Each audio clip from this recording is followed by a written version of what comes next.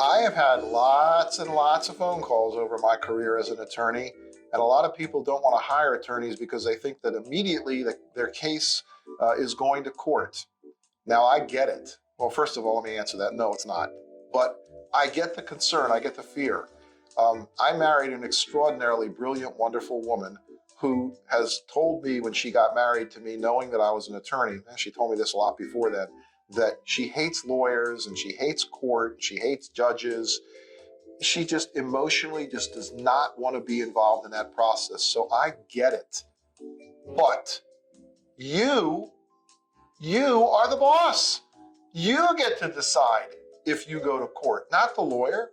Now, what kind of a lawyer would the lawyer be if he or she didn't give you their opinion? So let me give you an example.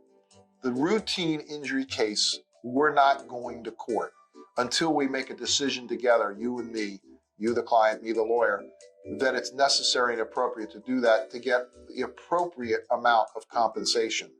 But normally lawyers go to insurance companies with all the information about their client, their client's case, their client's aggravation, their suffering, the bills they lost, the bills they have to pay, the wages they lost, and they make a demand for a settlement, which is usually more than what the lawyer might advise is a reasonable amount. We get the client's permission to resolve the case by way of an out-of-court voluntary settlement before we ever file papers. And sometimes we go and we do file the papers if we can't get the amount of money we want. And a lot of the insurance companies will then fold and give us money because they don't want to go to court either.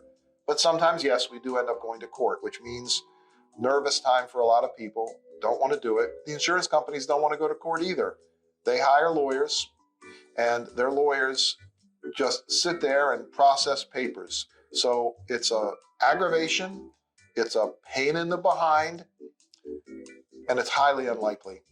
Most cases settle before we ever even file the papers, and even after we do, only a small percentage of those actually find their way into the courtroom where a judge or a jury decide the case.